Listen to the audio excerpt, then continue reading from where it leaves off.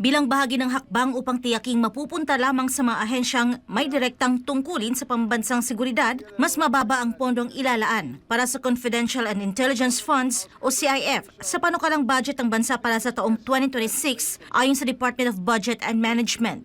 Sa isang press conference, inihayag ni Budget Secretary Amenah Pangandaman na nasa higit kumulang 10 bilyong piso ang kabuang alokasyon para sa CIF na kasama sa 2026 National Expenditure Program o NEP. Mas mababa ito ng humigit kumulang 1.35 bilyong piso o 11% kumpara sa 12.1 bilyong pisong CIF na nakapaloob sa 2025 budget. Batay sa breakdown ng panukalang CIF para sa 2026, pinakamalaki pa rin ang matatanggap ng Office of the President na aabot sa 4.5 bilyong piso. Higit pa ito sa pondo para sa National Intelligence Coordinating Agency o NICA, ang pangunahing ahensyang responsable sa intelihensiya ng bansa na makatatanggap lamang ng 1.471 bilyong piso. Ayon pa kay Pangandaman, 1.8 bilyong piso naman ang CIF na inilaan para sa Department of National Defense.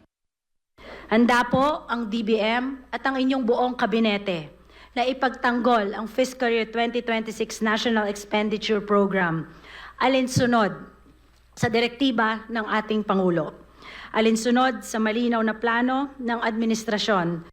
Nitong ika-13 ng Agosto ngayong taon, formal nang isinumite ni Secretary Pangandaman ang 2026 National Expenditure Program sa House of Representatives. Ang panukalang 2026 National Budget ay may kabuuang halaga na 6.793 trilyong piso. Ito ay mas mataas ng 7.4% kumpara sa budget para sa fiscal year 2025 na nagkakahalaga ng 6.326 trilyong piso. Ang panukalang pambansang pondo para sa susunod na taon ay katumbas ng 22% ng gross domestic product ng bansa. Sa kanyang mensahe, tiniyak ni Pangandaman na bawat piso sa panukalang national budget ay nakalaan sa pagpapabuti ng buhay ng mga Pilipino at sisiguruhin anya ng ahensya na ang pagbusisi dito ay bukas sa publiko.